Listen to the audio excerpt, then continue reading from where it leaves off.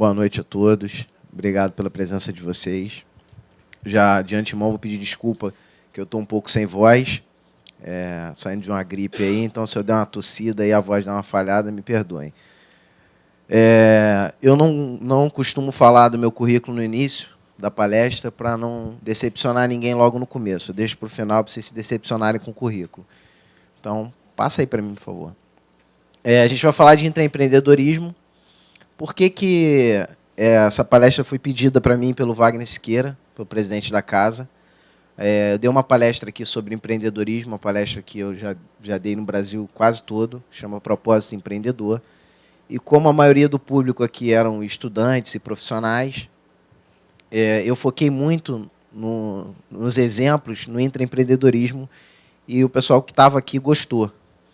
E aí o Wagner pediu que eu montasse uma palestra sobre intraempreendedorismo. Então, é a primeira vez que eu estou dando essa palestra especificamente, com esse tema. Então, a necessidade é a mãe das soluções. Então, por que tem nascido e crescido muito o intraempreendedorismo entre os profissionais? A necessidade de empreender entre os profissionais. Porque o mercado está se adaptando, sofrendo constantes mudanças, e a competição está cada vez maior. Antigamente bastava você se formar, ter um diploma, ter alguma experiência e você conseguir um espaço no mercado de forma razoavelmente fácil. Meu pai costumava dizer que era muito mais fácil na época dele conquistar vitórias do que na minha época. E eu digo que para essa geração nova está mais difícil ainda do que foi para mim, que já tenho mais de 30, quase 40. Porque muita gente cada vez mais, não digo nem qualificada, mais qualificada, mas mais graduada, com mais estudo. Hoje, quando eu entrei para a faculdade em 96, 2% da população chegava ao curso superior. Chegava ao curso superior. Não é que se formava, não. Chegava. Hoje, essa proporção é imensamente maior. Então, hoje, o cara, para conseguir um emprego, tem que falar um idioma, tem que ter uma pós, tem que fazer mestrado, e cada vez mais se exige e a concorrência é cada vez maior. Então, os bons profissionais estão descobrindo que ter um perfil empreendedor, ser empreendedor dentro da empresa, dentro da área onde você atua, faz diferença. E nesse cenário que a gente vai falar de intraempreendedorismo. Passa aí para mim, por favor. Minha fase intraempreendedora. Vou contar um pouquinho de como eu comecei como intraempreendedor. Quando eu cheguei aqui, a nossa amiga aqui falou comigo... Seu nome, esqueci? A Elza falou comigo que todo empreendedor costuma vir de intraempreendedor. E eu falei que eu concordo em grande parte com ela, porque realmente a gente, quando sente que tem uma veia empreendedora, a gente geralmente começa a empreender dentro da empresa que não é nossa, dentro do trabalho, dentro, muitas vezes, da escola. Tem gente que já começa a trilhar o caminho político, acadêmico, dentro da faculdade, descamba para a área de pesquisa, ou já começa a participar dos movimentos estudantis, dos sindicatos, dos conselhos, dos fóruns, e vai por essa área e não para mais. E aí vira professor mais tarde e segue a área acadêmica. E o empreendedor também. Geralmente, ele, na empresa dele, não se satisfaz com aquele status quo que é apresentado para ele. Ele olha ali e acha oportunidade dentro da empresa. E fuça, e às vezes é chamado de entrão, de metido, de abusado, sofre pressão dos outros companheiros, porque tem esse perfil um pouco mais atirado, de encontrar oportunidade dentro da empresa que não é dele e abrir portas. Então, eu tive essa veia muito forte na última empresa que eu trabalhei, antes de eu montar a minha empresa, a R Veríssimo, que foi a... Eu tive outras empresas, mas essa foi a que me tirou da condição de empregado, de colaborador, e me colocou na condição de empresário. E ela tem 5 anos, fez 5 anos agora em 2012. Eu fiquei 7 anos nessa empresa, numa empresa de auditoria e contabilidade. E tinha um braço de informática, e a minha área é informática. Apesar de ter estudado administração e outras coisas, mas a minha área de atuação maior sempre foi a informática. E eu vi as oportunidades lá de prestar serviços de informática nos clientes onde a gente fazia auditoria. A gente chegava para fazer auditoria, fazia um levantamento das empresas e encontrava diversos cenários que podiam ser melhorados nas empresas. pontos de melhoria. Não chamo de pontos falhos, eu chamo sempre de pontos de melhoria. É até uma dica que fica para quem não tem essa visão. Uma coisa é você chegar para um empresário ou para alguém que você vai prestar um serviço ou que você vai oferecer uma solução, ou para o seu patrão e dizer que tem um erro na empresa dele que precisa ser consertado, e outra coisa é você chegar para ele e dizer que tem uma oportunidade dele melhorar. Só muda a palavra, mas o impacto da palavra erro, defeito, coisa errada e oportunidade de melhoria é totalmente diferente. Então, fica a dica para vocês. Quando for conversar com alguém, dar uma dica, estipular um projeto, indicar uma melhoria, qualquer coisa que seja, usa a palavra melhoria e oportunidade de melhoria, e não erro, defeito, falha, porque são palavras pesadas e o empresário, principalmente, não gosta de ouvir. A verdade é essa. Ninguém gosta de ser criticado. A gente até aceita a crítica porque é uma forma, a única forma que tem da gente poder melhorar é quando a gente é criticado. Se você não sabe onde você está errando, se ninguém te falar, você vai continuar errando. Então, a gente só pode melhorar quando é criticado. Daí dizer que você gosta de ser criticado é uma distância muito grande. Ninguém gosta. Eu não gosto, mas eu me calo, escuto, espero aquele nervosismo ali da hora passar, depois eu boto a minha cabeça no travesseiro e penso, bom, será que essa crítica que me fizeram não tem sentido? E geralmente tem. Se não 100%, tem algum fundo de verdade. E é aí que a gente pode melhorar. Então, nessa empresa, eu encontrei várias oportunidades de negócio. Eu comecei a ganhar mais dinheiro abrindo novos negócios na empresa do que eu ganhava como salário. Então, um exemplo, eu chegava numa empresa, fazer uma consultoria e via uma oportunidade de fazer um mapeamento de processo, na área de gestão de processo. A gente não tinha um setor de processos. Eu chegava no meu chefe e falava assim, olha, a gente tem um serviço de... Como a gente só trabalhava com multinacional, as contas eram muito grandes, os trabalhos eram de vulto, de valores grandes. Então, eu falava assim, a gente tem a oportunidade de prestar uma consultoria de R$200 mil de processo. Aí ele falava, mas a gente não tem ninguém. Eu falava, tá bom, olha, na COP tem um curso de gestão de processo, custa 6 mil, você me bota no curso, eu já vi no mercado tal profissional que é autônomo, que é um consultor, que é muito bom, que prestou serviço para essa empresa, tem essa função. Eu já falei com ele, ele cobra X a hora, e a gente consegue fazer esse projeto por X, e no final sobra tanto. Vamos fazer? E geralmente eu fazia, e eu ganhava uma comissão nessa história. E aí eu falei, pô, eu sempre quis ser empreendedor, mas nessa época eu fiquei mais confiante. Eu vi que eu podia fazer qualquer coisa, não só na área que eu atuava, mas eu podia empresariar, eu podia empreender. Eu podia usar da mão de obra alheia e só gerir. Né? O que o administrador faz? Ele faz gestão. Né? Eu podia só gerir e ganhar dinheiro com isso. A minha cadeia produtiva aumentava horrores, porque eu não dependia só da minha mão de obra. Eu podia trabalhar com várias mãos de obras especializadas. Então, aí eu cresci muito e foi meu último emprego. Então, essa é a minha fase empreendedora que eu queria passar para vocês. Passa aí para mim.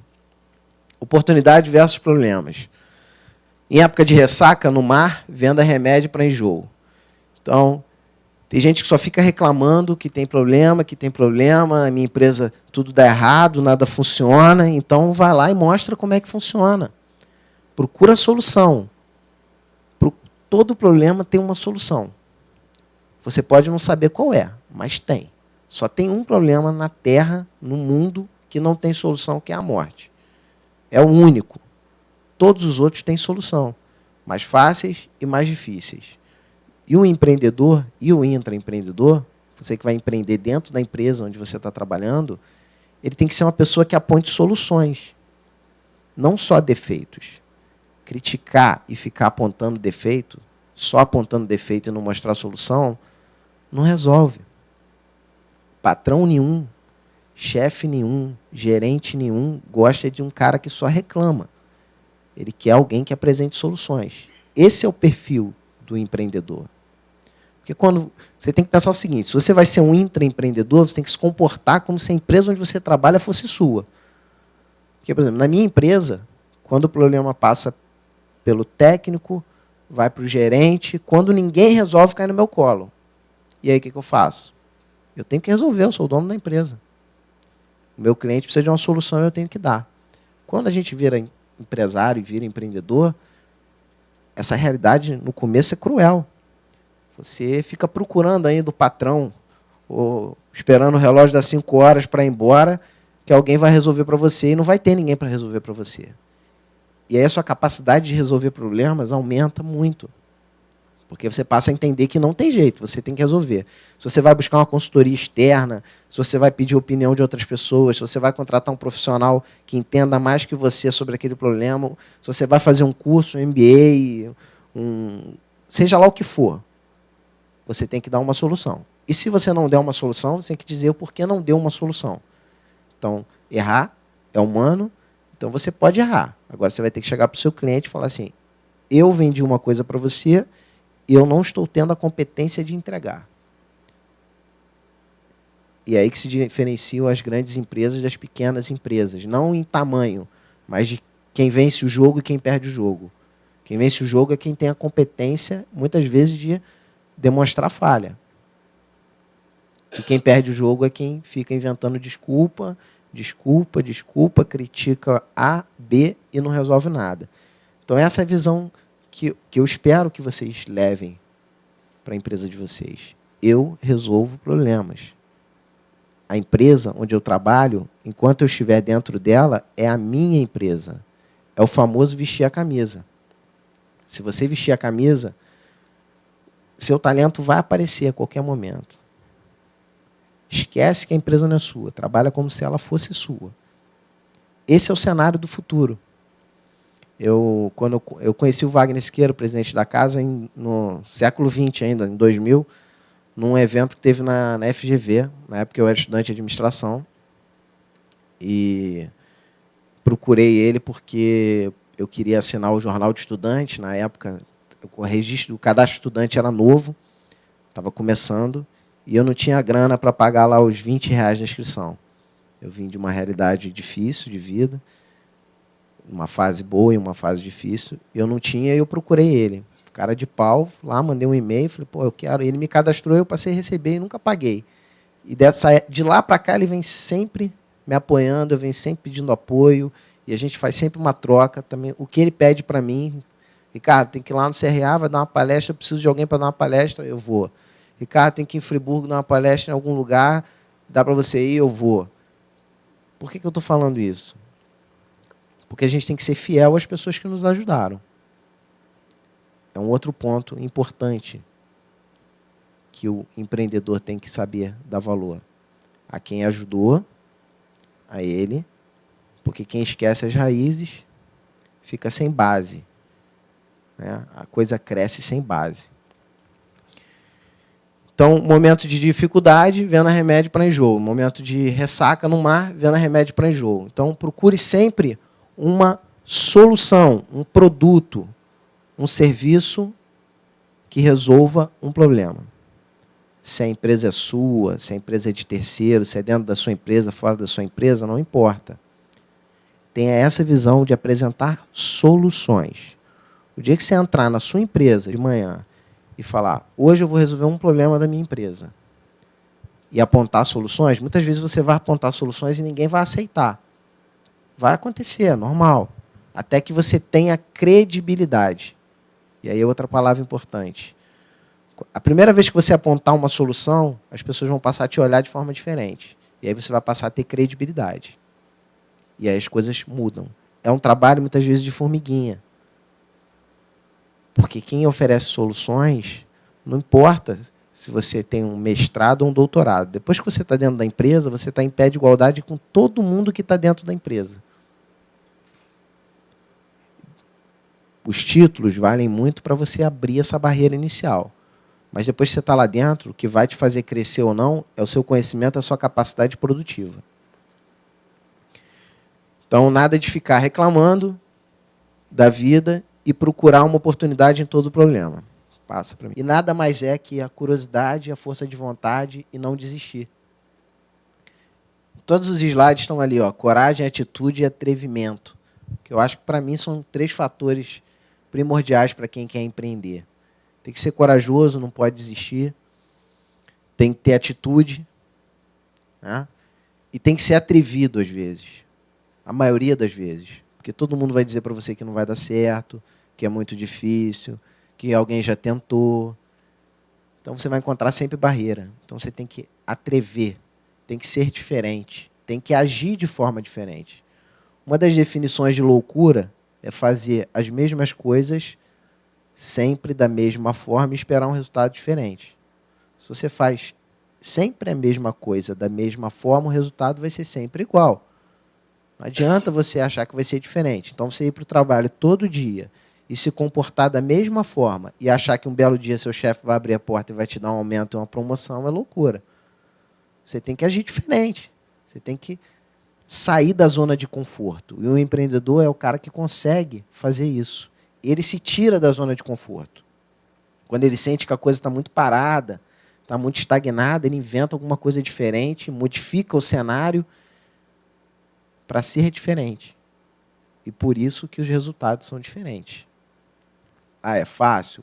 Cai do céu? Tem gente que tem uma estrela que brilha com alguma facilidade maior, ou nasceu num ambiente, num cenário que é mais propício ao sucesso do que outros. A gente não pode desconsiderar os fatores socioeconômicos. Mas força de vontade e competência você tem que buscar. Então, a criança ali, ela tem tudo isso nela. E a gente devia, às vezes, olhar as crianças. Quando eu escrevi o meu livro, eu usei vários exemplos de criança. Para mim, é o ser mais fascinante que tem é a criança. E o empreendedor ele se compara muito à criança, por quê? Quando você abre uma empresa, você é uma criança no mundo corporativo. E muitas vezes essa inocência sua de criança dentro do mundo corporativo te faz a fazer cada loucura. E às vezes dá certo, porque ninguém te falou que não podia fazer. Você foi lá e fez. E depois você toma alguns tombos e está um tempo no mercado, o normal é você se acomodar, ficar mais medroso e deixar de ter esse impulso inicial. E aí é a hora de você rever, voltar a ter essa criança dentro de você. Porque não conheço ninguém que tenha desistido de aprender a andar porque caiu. Nem de correr porque caiu. Não conheci ninguém que não aprendeu a andar de bicicleta porque caiu. Pode ser que tenha alguém, eu não conheço. Não conheci até hoje, já dei palestra para mais de 10 mil pessoas. E todas as palestras eu pergunto se tem algum empresário na plateia que nunca tenha quebrado um projeto ou uma empresa antes de fazer sucesso. Até hoje, o dia de hoje, e até agora, se tiver algum aqui, pode me falar, que eu vou usar como case. Até hoje não apareceu um que nunca tenha quebrado. Então não tem que ter medo de errar, nem medo de fracassar. O erro e o fracasso faz parte da vitória. É um processo. Passa aí para mim. Destruição criativa. Processo de mutação industrial que incessantemente revoluciona a estrutura econômica a partir de dentro. Incessantemente destruindo a velha e incessantemente criando uma nova. Isso aí é do Schumpeter, né? Em português, Schumpeter, foi um administrador, um pesquisador, e ele criou essa teoria da destruição criativa. E o que é? É mudar as coisas, porque tudo tem uma evolução. Quem já estudou produto aqui, quem é estudante de administração, sabe que o produto ele tem um ciclo de vida, né? De pesquisa, desenvolvimento, criação do produto, maturação do produto, e depois a linha desce até que o produto morre. Então, a gente tinha, por exemplo, disco de vinil. Ele houve o auge dele, depois ele caiu porque entrou o disc play, né, o CD. E agora já está evoluindo para outras coisas. Dentro da empresa, seja a sua empresa ou não, isso também acontece o tempo todo. As coisas mudam. Então, se você ficar só preso a time que está ganhando não se mexe, se você se conformar que aquilo sempre foi assim e vai ser sempre assim, uma hora você vai morrer. Então, ele revolucionou criando isso aí, a destruição criativa. E eu prego que isso tem que ser feito o tempo todo. Você tem que avaliar o tempo todo se aquilo que você está fazendo, da forma que você está fazendo, vai continuar sendo assim. Ah, é bola de cristal? Vou adivinhar o que vai acontecer no futuro? Não. Mas eu tenho que estar preparado de alguma forma. Eu tenho que ter um plano B. Se a coisa mudar, o que eu faço? Quem já tiver uma perspectiva do que fazer, está na frente em vantagem competitiva muito grande de quem não pensou nessa história.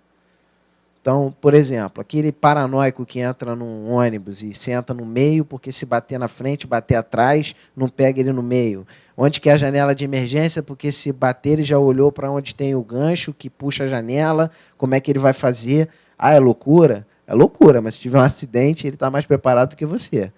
E na empresa é assim. Quando você tem um negócio, você tem um projeto, você tem um plano de vida, é assim. Você tem que contar com as coisas darem errado e com as coisas darem muito certo. Tem um ditado no mundo do empreendedorismo que a gente chama de morrer do sucesso. O que é morrer do sucesso? É quando você faz muito sucesso e a sua empresa não está preparada para aquela quantidade de sucesso. Então, exemplo, você monta uma fábrica para produzir celular e começa a vender mais do que tem condições de produzir. E aí, se você tenta aumentar a produção, começa a produzir um produto de péssima qualidade, porque aumenta a velocidade de produção, e aí cai a qualidade, e aí, de repente, você perde todo o produto. Então, às vezes, na vida e na empresa, tem horas que você tem que parar, analisar, e muitas vezes você tem que dar 3 passos para trás para se preparar, se estruturar e poder dar 10 passos para frente.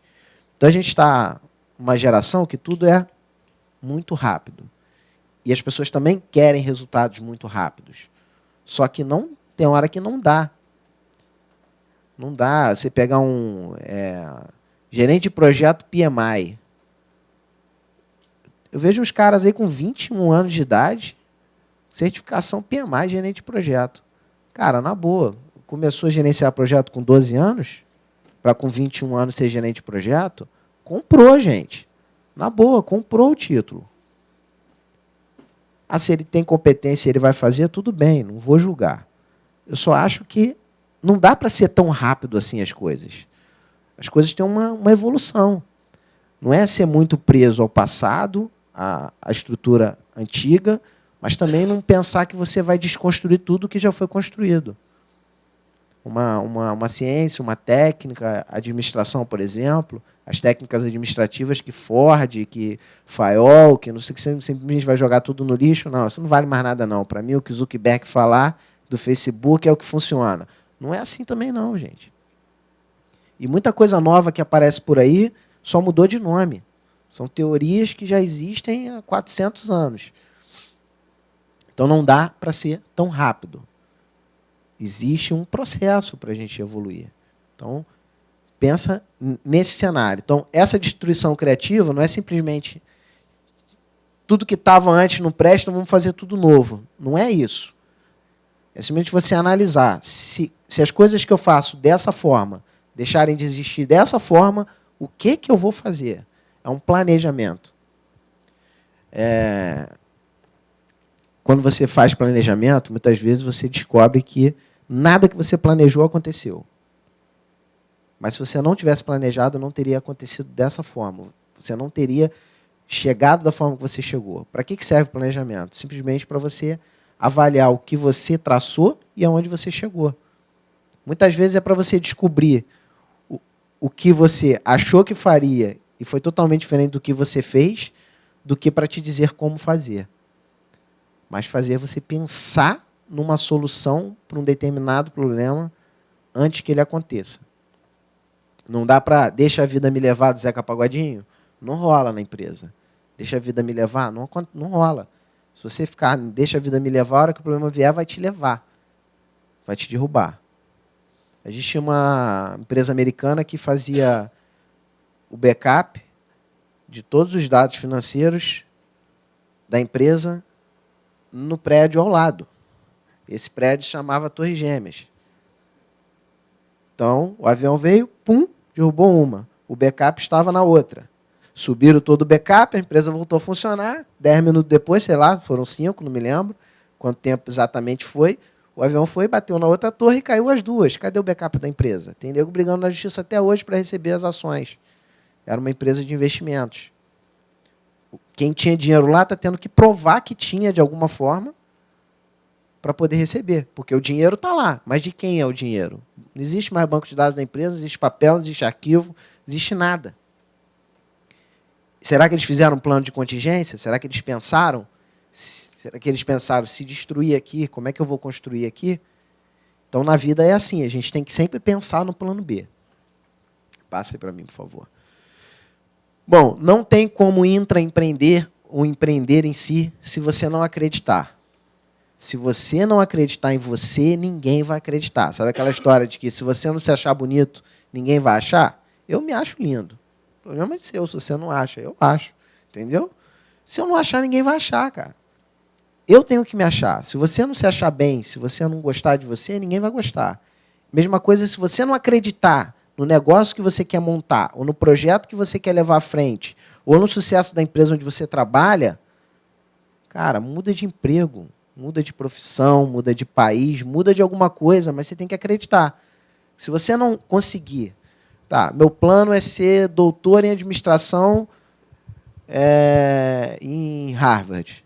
Se você não conseguir se ver lá com um chapeuzinho recebendo o diploma lá em Harvard, se você não conseguir visualizar isso na sua cabeça e acreditar nisso, você não vai chegar. Eu faço uma aposta com você. Me procura daqui 20 anos, 15 anos, se esse é seu plano. E se você não consegue se ver nesse cenário, você não vai realizar. Você tem que acreditar, ter confiança. E aí, a parte religiosa de ter fé. Até fé em não ter fé em nada. Ser ateu, você acredita em alguma coisa. Você acredita que não acredita em nada.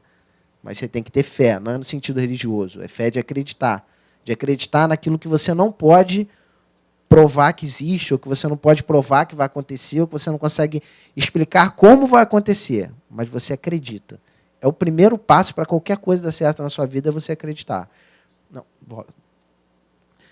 Despedido de um jornal, pois tinha falta de imaginação e não tinha ideias originais. Esse cara aí, passa aí, foi o Walt Disney. Ele foi despedido numa empresa onde ele trabalhou, porque disseram que ele tinha falta de imaginação e não tinha ideias originais. Imagina se ele tivesse desistido, né? Então, essa frase aí dele, eu gosto do impossível, porque lá a concorrência é menor. Então, eu sempre falo nas minhas palestras, quando eu lancei meu livro, lancei para uma editora independente, mas eu queria lançar na Saraiva. Eu acho, bom, meu livro para vender tem que estar na Saraiva. Todo mundo compra livro na Saraiva, pelo menos no Rio de Janeiro. Eu nem sequer conhecia a FENAC São Paulo, mas eu falava Saraiva, era a menina dos meus olhos, Saraiva, Saraiva, Saraiva. E aí eu fucei de lá, eu fucei de cá, eu mandei e-mail, eu telefonei, eu enchi tanta paciência.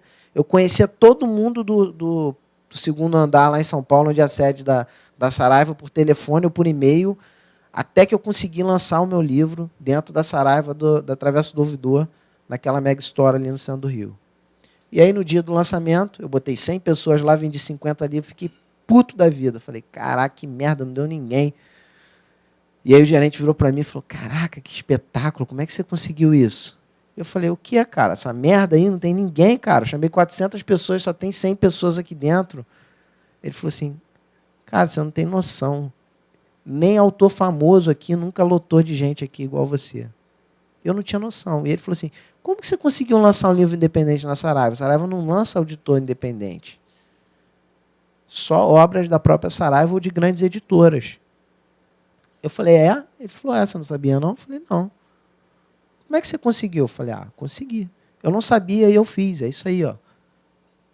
Gostar do impossível. Se for um bom negócio? Não sei. Hoje eu já tenho outra opinião sobre o mercado editorial. Mas era o que eu queria fazer e eu fiz. E eu me orgulho disso. Então, esquece o que todo mundo vai falar para você. Você tem que acreditar e você tem que correr atrás. Essa é uma característica do empreendedor. Essa palavra empreendedor, ela é muito nova. Nova porque quando eu comecei a empreender em 2000 a entender estudar sobre empreendedorismo, você falava que era empreendedor, eu perguntava o quê? Saúde. Ninguém sabia o que era. Em 2000, 99, 98, as pessoas não sabiam o que era empreender no Brasil. Não conheciam sequer a palavra. Hoje, as faculdades apoiam, o governo, tem Simples, tem empreendedor individual, tem um monte de coisa. Então, as coisas mudam. E o empreendedor é o cara que corre atrás. No meu tempo, eu era chamado de teimoso, de maluco. Agora, eu sou chamado de empreendedor. Mas são características que o empreendedor tem que ter, tem que ser atirado. Passa para mim. Não ter medo, você já nasceu com não. Então, você já nasce com não na vida. Esse cara aí é o cão chupando manga. Ele não é feio como parece. Você já nasceu com não. Não tem que ter medo de arriscar. As pessoas não fazem nada na vida, muitas vezes, porque tem medo de fracassar, tem medo de errar, tem medo de não dar certo. Não dá certo, já. Se você não fizer nada, já não deu certo. Eu sempre brinco com meus amigos, que se você decidir ser um merda, um fracassado na vida, vai te dar trabalho. Você vai ter que querer muito ser um zero à esquerda, porque até para ser totalmente fracassado é difícil. Porque em alguma coisa você é bom. Todo mundo é bom em alguma coisa. Não tem como. Por mais que você queira não ser bom em nada, você vai ser bom em alguma coisa.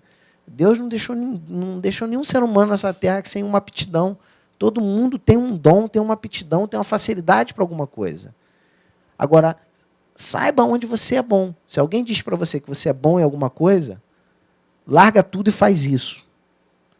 Se você é bom nisso, se você gosta de fazer isso, faça isso. Se você não é bom e não gosta de fazer alguma coisa e está fazendo isso na sua vida profissional, você nunca vai ter sucesso. Não dá, gente.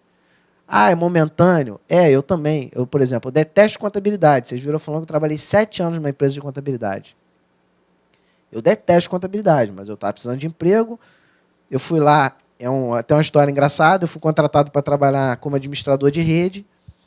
Cheguei lá, sentei do lado do servidor, comecei a mexer no servidor e tal. Aí chegou um cara desse tamanho assim, hoje é meu amigo, desse tamanhozinho assim, sentou do meu lado e falou assim: que merda você está fazendo no meu servidor? Eu tinha sido contratado pelo dono da empresa, né? Eu falei, quem é esse cara? Deve ser Deus, né? Baixou aqui um gnomo, alguma coisa. Sai da minha máquina agora. Levantei, atravessei o corredor, fui lá no chefe, falei, chegou um cara lá assim e falou, isso. Ele coçou a cabeça, falou assim para mim, você entende alguma coisa de contabilidade? Eu tinha sido contratado para trabalhar na informática e estava desempregado, precisava de emprego. Você entende alguma coisa de contabilidade? Eu falei, já trabalhei de tesoureiro uma vez, sei o que é o débito, um crédito. Tá bom. Fica lá na contabilidade até eu resolver isso aí. Até resolver isso aí, eu fiquei lá 7 anos. Não os 7 anos na contabilidade. Depois eu fui para a área de auditoria de sistema, abri o setor de auditoria de sistema e tal. Então, por necessidade, às vezes a gente faz alguma coisa que a gente não gosta. Mas não para, pelo amor de Deus, não aceita esse cenário. Muda. Acha uma outra oportunidade, porque você só vai ter sucesso quando fizer aquilo que você gosta. Sempre falo que essa é uma capacidade que o empreendedor tem que ter. Resiliência. O que é resiliência? É a capacidade de encontrar dificuldades, tomar pancada da vida, apanhar, levantar, dar a volta por cima e fazer disso uma força maior. Então, o exemplo que eu dou é o ímã. O que é um ímã? É um metal magnetizado. Quando você magnetiza o metal, ele consegue levantar 12 vezes o seu peso. É um exemplo de resiliência. Então, como que o empreendedor se magnetiza? Como que ele encontra essa força para encarar imposto alto, tributação alta, falta de colaboradores treinados, às vezes, para a sua empresa, uma série de dificuldades que o empreendedor brasileiro, o pequeno empresário brasileiro, principalmente encontra. Como que ele se magnetiza? Estudando, acreditando, correndo atrás, buscando oportunidades, sendo diferente. Então, esse cara aí ganhou a luta agora sábado, o Minotauro. Ele é um lutador. E ele, para quem não sabe, ele ficou parado algum tempo porque quebrou um braço numa luta e botou 16 pinos de ferro e falaram que ele não ia lutar mais. E ele treinou, foi lá e ganhou do cara. E aí ele falou isso aí. Eu fiquei procurando o que ele falou, que eu assisti, mas não deu tempo de escrever. Hoje foi um custo para eu achar na internet o que ele falou exatamente. Mas eu achei. Entrei para vencer como desce. Ele queria vencer, não importa como. Mas teve o gosto especial de terminar com jiu-jitsu. Vou explicar por que depois. Não foi nada mal para um cara de 36 anos e com 16 parafusos no braço. Ele lutou com um cara 10 anos mais novo que ele. E ele com o braço todo ferrado. Acabado de se recuperar e ganhou do cara. Porque esse cara é um americano. O jiu-jitsu é uma luta brasileira. Eu não sou lutador de jiu-jitsu, mas eu admiro o esporte, a garra deles. Jamais ficaria trocando pancada com ninguém dentro de um ringue, mas eu admiro. É a profissão que eles escolheram, eles fazem isso com muita garra, muita vontade. E se preparam muito para 15 minutos de luta. Que às vezes o cara só tem uma oportunidade de 15 minutos, se ele não fizer sucesso, ele não faz mais. E esse americano que lutou com ele falou que jiu-jitsu tinha jeito de imunizar o jiu-jitsu, que não dava não. E aí o cara foi lá, arrebentou ele e no final finalizou ele com um golpe de jiu-jitsu. E por isso que ele fala ali, foi um gosto especial terminar com jiu-jitsu. Porque ele, além de ganhar de um cara muito mais novo que ele, contra todas as previsões, mal fisicamente, porque com 16 pinos no braço não dá para lutar em capacidade igual com um cara 10 anos mais novo e com o braço perfeito, e ainda ganhar, ainda tirar onda de calar a boca do cara. Então, é um exemplo de resiliência, o Minotauro. Conhecer. Se você quer ter sucesso no que você está fazendo, você precisa conhecer o que você faz. E esse conhecer é conhecer todo o processo. Eu trabalhei numa fábrica de água mineral e eu era o cobridor oficial de férias. Todo mundo tirava férias, lá eu ia cobrir. Primeiro que eu entrei num setor de estatística, matemática.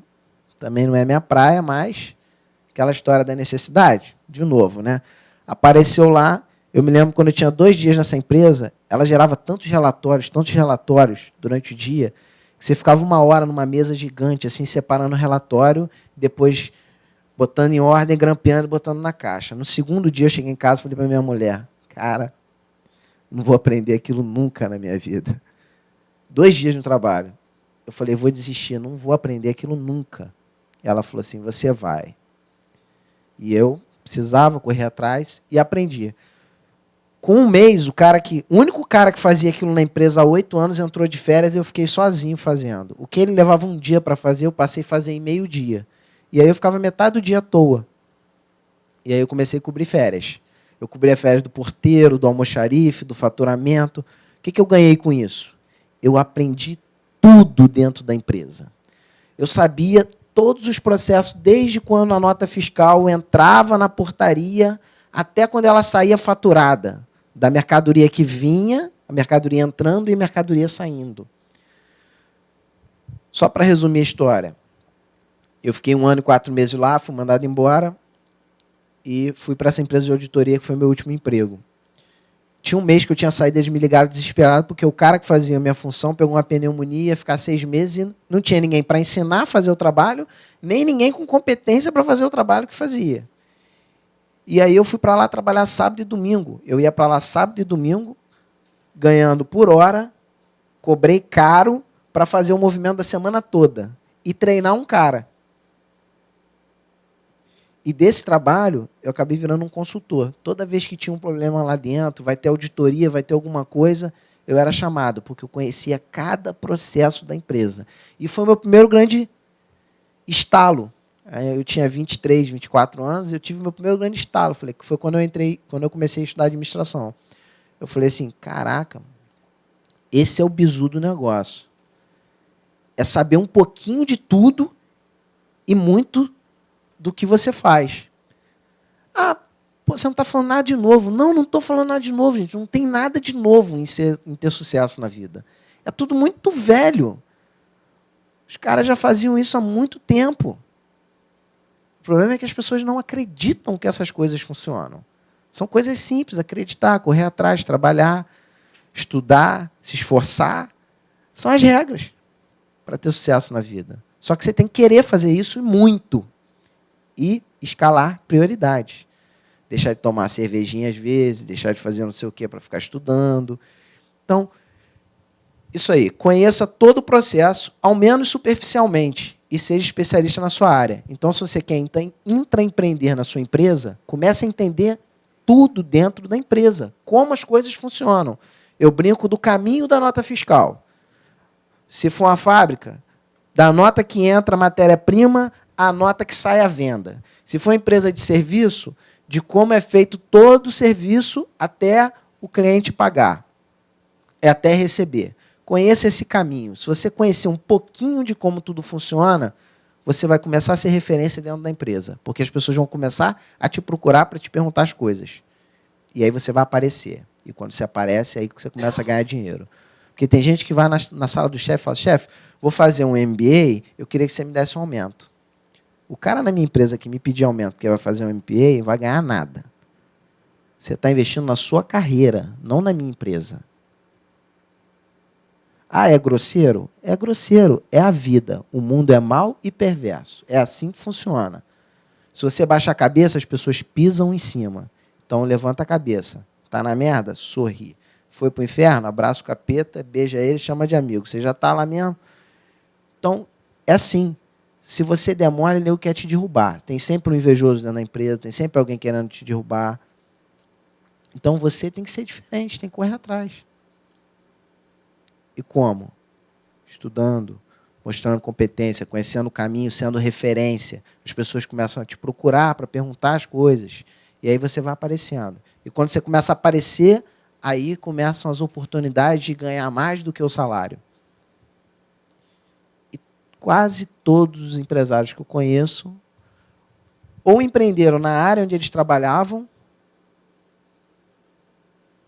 ou empreenderam em alguma coisa que gostava muito de fazer, não pôde fazer porque não teve oportunidade, quando juntou um dinheirinho, foi lá, estudou sobre aquilo e fez aquilo.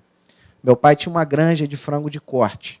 Ele adorava bicho. Ele teve várias criações de bicho, perdi a conta de quantas quando era criança. Nenhuma dava certo, até que chegou no frango, deu certo, e aí ele fez daquilo ali um segundo negócio. Ele era diretor de turismo, mas ele tinha um segundo negócio que era uma granja de corte. Foi a ruína dele também, mas durante muito tempo ele ganhou dinheiro.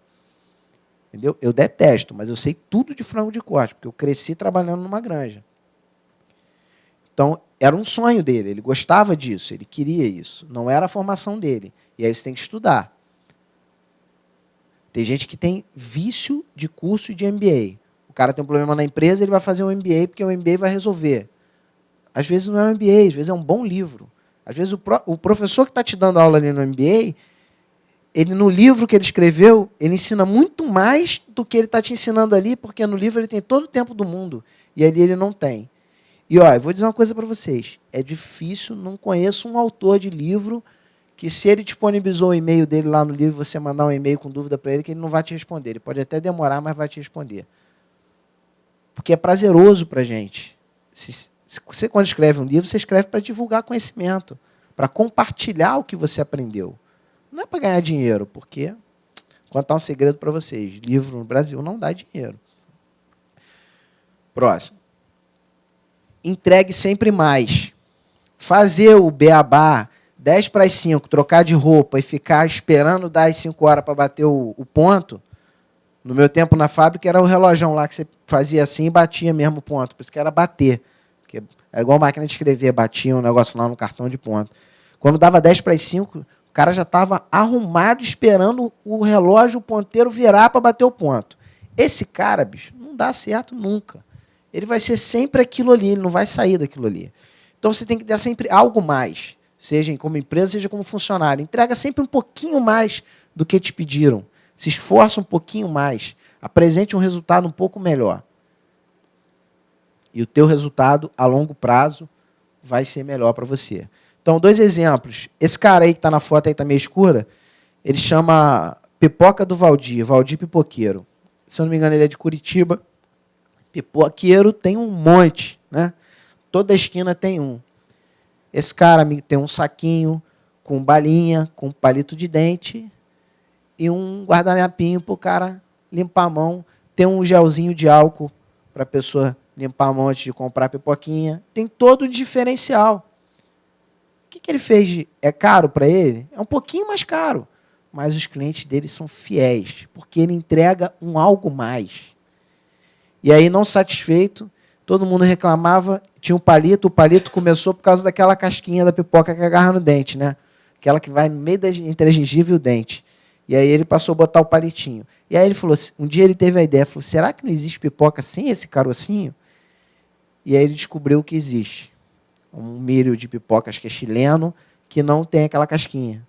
E aí ele passou a importar e fazer. Aí mesmo que ele estourou. Esse cara é palestrante, deu entrevista para Globo, pequenas empresas, grandes negócios, e ele é pipoqueiro. O que ele faz, um monte de gente faz, só que ele faz diferente. Ele entrega o mais.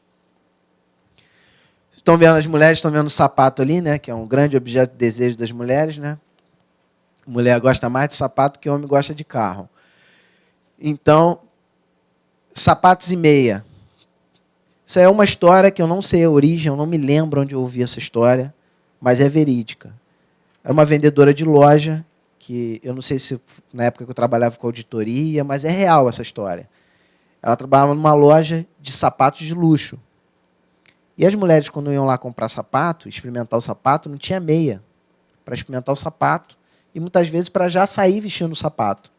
E a loja não vendia meia, só vendia sapato. Ela começou, funcionária por conta dela, comprar umas meias e vendia meia ali na hora de vender o sapato. E a loja não gostou muito, né? Falou, pô. E ela ganhava dinheiro com aquilo, até que a empresa chamou ela e fez uma espécie de sociedade com ela. E passou a ter meia. A loja passou a vender meia por causa dela. Só que ela ganhou com isso. Além disso, ela ganhou clientes, né? Porque o bom vendedor, quando ele sai de uma loja, ele leva toda a clientela com ele. Se ele for um bom vendedor, ele leva. O vendedor é um dos poucos profissionais que tem clientela cativa, se ele for um bom vendedor. Então, ela fez o algo mais. Ela começou na intenção de ajudar as freguesas e começou a ganhar dinheiro com isso. Porque ela fez mais. Passa. Visão ampliada. Lembra da história do todo problema ter uma solução? Quantos lados tem esse dado aí? Alguém arrisca? 5, quem dá mais? 6, alguém dá mais? Ninguém, né? Esse dado tem 8 lados. Alguém arrisca? Dentro e fora, exatamente. Primeira vez que alguém responde isso. Tá? Eu falei que um dia ainda ia dar palestra, alguém ia dar resposta. A primeira vez que alguém dá resposta, eu já dei essa slide, está em quase todas as minhas palestras, eu já dei uma centena de vezes, se for o primeiro. Existem 8 lados, os 6 da face, o de dentro e o de fora. E assim é na vida. Qualquer problema, qualquer coisa que você passa, tem vários lados. De repente você não está conseguindo enxergar a solução, mas ela está ali escondida em algum lugar. Sabe? É tridimensional, uma coisa high-tech. O problema está ali, você não está enxergando. Um exemplo de um cara que enxergou um problema que ninguém viu e é tão óbvio, porque as coisas mais legais, inventadas, são aquelas que a gente, quando vê, olha e fala assim, puta, por que eu não pensei nisso antes? O cara que inventou aquele abridor de sachê de ketchup de lanchonete. Alguém já viu? Fica no guardanapo ali, naquele negócio de guardanapo de plástico, onde fica canudo, não sei o quê, tem uma fendazinha como se fosse uma espécie de gilete. Aí você passa o sachê ali e ele corta, abre. Como é que a gente ficava antes na lanchonete para abrir? Aí espirrava, sujava a camisa, né, machucava o dente, o desdentado não conseguia, tinha que pedir alguém para abrir. Porque tem desdentado no país, gente. Não conseguia. Um brasileiro foi lá e inventou um abridor daquilo ali. Patenteou no Brasil. Quando ele patenteou, todo mundo já tinha copiado, porque patente no Brasil já melhorou, mas ainda demora muito. Mas não importa. Ele ganhou fama nacional e internacional, porque ele inventou aquilo. E é óbvio, porque ninguém não pensou nisso antes, numa forma de abrir aquele maldito sachê de ketchup. Ele inventou. Por quê? Ele conseguiu encontrar naquele problema ali abrir o sachê de ketchup uma solução. E é isso que eu quero que vocês levem para a vida de vocês. Até na vida pessoal. Quem é casado, aí eu sou casado, brigou, na hora da raiva, não adianta. Senta, deixa o negócio acalmar e depois você vai achar uma solução. Porque o que para você hoje é uma tempestade gigantesca, amanhã de manhã pode ser uma coisa boba. Esse garotinho ali, ó, por exemplo, ele viu ali os obstáculos, ninguém disse para ele que tinha que pular. Ele queria passar para o outro lado, ele passou por baixo, simplesmente. Então, é só ver as coisas de uma forma diferente. E não o que foi programado para você fazer. A gente foi programado para algumas coisas, pela sociedade, pela educação que a gente recebeu. Quem é mais antigo, né? Pedro Álvares Cabral descobriu o Brasil em 1500, ninguém teve aqui antes. Hoje a gente já sabe que não foi bem assim, mas era assim. Por que é assim? É assim porque é assim, Joãozinho. Né? Isso está mudando, cada vez mais. A galera mais jovem é mais contestadora. Por outro lado, não se aprofunda em nada, porque encontra tudo fácil. Então, tem os prós e os contras. Aquela história de minha geração era mais difícil. Não é. É diferente. Só é diferente. Então, ver as coisas de uma forma diferente. Isso que move a mudança. Próximo. Liderança e influência. Se você quer ter sucesso dentro da sua empresa, na vida, tem que ser líder e tem que influenciar as pessoas. A gente tem vários exemplos de pessoas influentes, mas o que está em voga aí é o sucesso que esse cara está fazendo aí. Nas redes sociais, já estão querendo botar até ele para presidente do Brasil, já saiu capa da Veja essa semana, ou da Exame, não sei. E por quê? Porque ele tem seguidores. Ninguém é líder se não tiver seguidor. Ninguém vive numa ilha.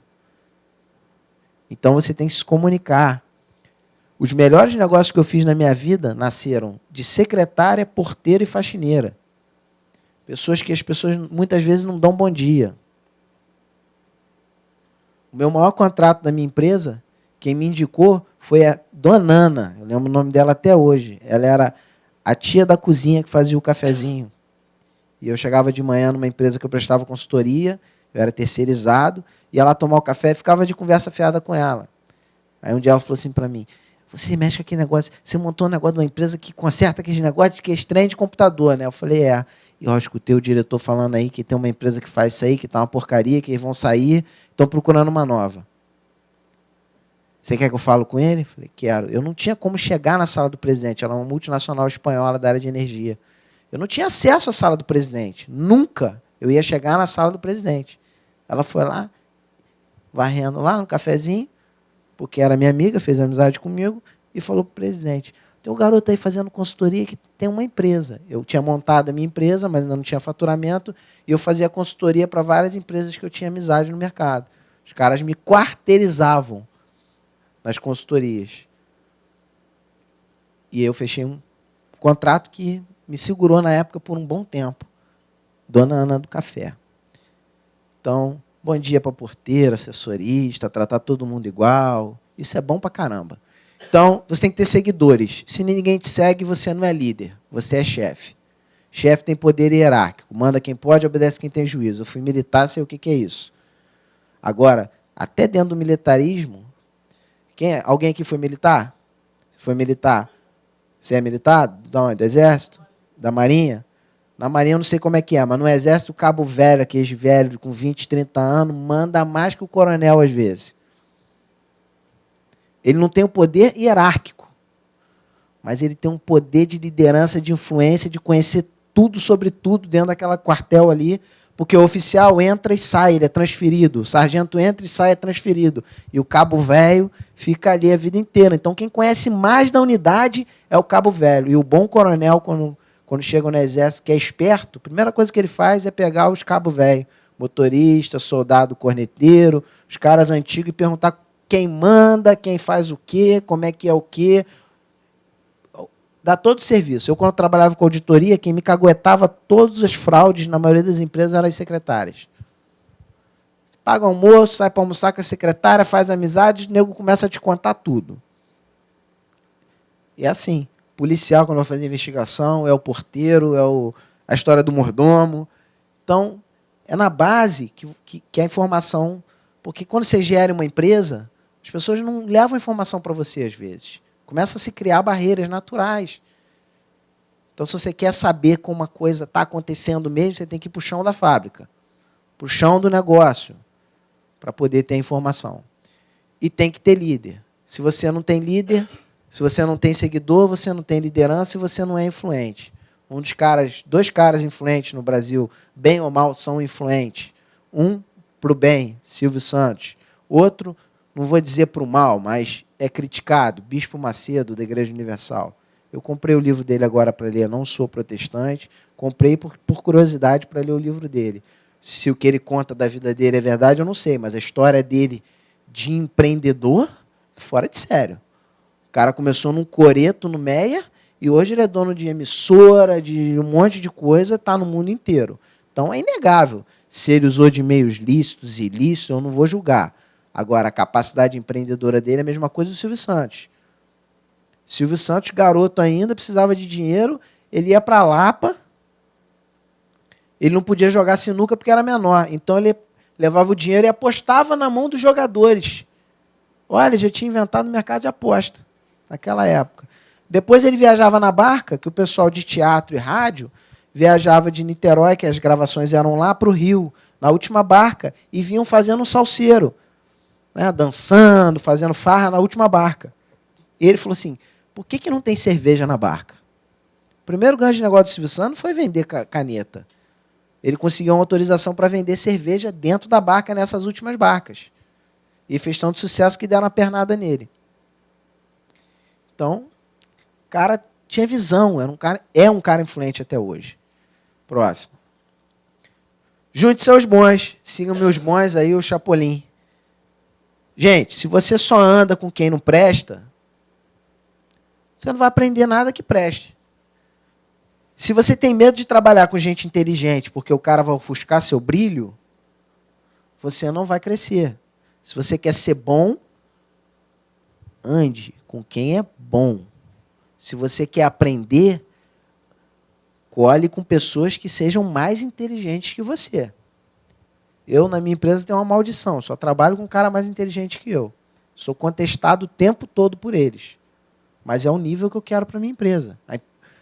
Quem trabalha comigo tem que ser melhor que eu. Tem que ser, pô. Porque tem que ter alguém para me frear, tem que ter alguém para dizer onde eu estou errando. Se eu botar só vaquinha de presépio que balança a cabeça para mim, não dá. É igual um namorado. Eu nunca gostei de mulher que tudo que eu mandava fazia. Não tem graça, tem que me contestar. Entendeu? Eu gosto de gente que fala para mim, não é assim, é assim. Por que é assim? É porque é assim. Não, não é. Não é. Briga comigo. Eu gosto de gente que briga comigo. Gente com sangue no olho. Eu não gosto de gente fria, nem gente quente demais. Ao contrário, eu não gosto de gente fria e quente. Não gosto de gente morna. Eu gosto de gente fria ou quente. Gente morna, aquela que tudo que você fala diz amém. O puxa-saco é assim, né? Tudo que você fala, o cara diz amém. Não tem graça, gente. Ninguém pode concordar com você o tempo todo. Tem alguma coisa errada. Nem sua mãe concorda com você o tempo todo. Se alguém está concordando com tudo que você fala, tem alguma coisa errada, gente. Ou a pessoa não tem opinião. Então, não tenha medo de trabalhar com pessoas mais inteligentes que você. Aprenda com elas. Próximo. 5 dicas que eu quero deixar para vocês. Primeiro, acreditar. Segundo, procurar alternativas. Sempre falo o seguinte, e eu roubei essa frase aí do Schwarzenegger, quando ele dá as dicas empreendedoras dele lá, ele diz que você tem que encontrar alternativas, quebrar as regras. E aí eu enfatizo a mesma coisa que ele enfatiza. Procurar alternativas não é violar a lei, não é dar jeitinho brasileiro, não. É achar uma forma diferente de fazer alguma coisa quando você não tem todos os recursos ou todas as coisas na mão para fazer. E se você quer ser empreendedor e pequeno empresário, vou te contar uma novidade. Você nunca vai ter todos os recursos. Vai sempre faltar alguma coisa. Então, procure alternativas. Não tenha medo de fracassar. Dê sempre um algo mais. Seja fiel e agradecido. Quem cospe no prato que comeu, fica sem comida. Então, dê valor a quem te ajudou, quem trabalhou com você. se você ganhou alguma coisa, você não ganhou sozinho. Se você é uma empresa ou se você é uma equipe, as pessoas trabalharam junto com você. Na pior das hipóteses, se você é um profissional liberal, a sua família te deu o suporte para você chegar onde você chegou. O seu professor que se empenhou ali para tirar suas dúvidas, alguém te ajudou. Você não é uma ilha, você não vive sozinho, você não venceu sozinho. Próximo. Eu vou falar um pouquinho do meu currículo rápido. Eu conto meu currículo pelas coisas que eu vivi, não pelos títulos. Então, fui militar do Exército, praça mais distinta, que é a maior condecoração que um soldado pode receber. Próximo. Fui cabo, promovido em primeiro lugar, com a perna quebrada. Próximo.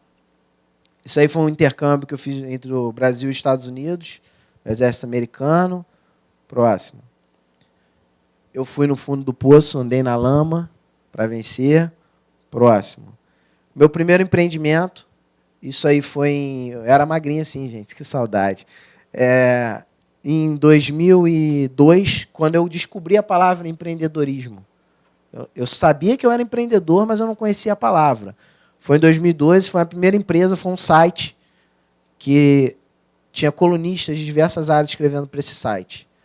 Hoje todo mundo tem. Nessa época aí só quem tinha era o Globo e o Jornal do Brasil. E esse maluco aqui resolveu fazer e não tinha verba para nada. Todo mundo escrevia, era voluntário. Naquela época, quem escrevia para jornal e site era remunerado. Hoje é raro ser remunerado. Naquela época, era remunerado. Então, eu tinha que gastar uma saliva gigantesca para convencer um doutor em alguma coisa a escrever sobre direito no meu site. E eu consegui, esse site rodou um tempão. Eu não ganhei dinheiro com isso, mas a minha empresa nasceu aí. A empresa começou aí. Até 2007, de 2012 até 2007, eu fui fazendo isso evoluiu para consultoria e para algumas coisas, e os maiores contatos de network que eu tenho hoje nasceram aí.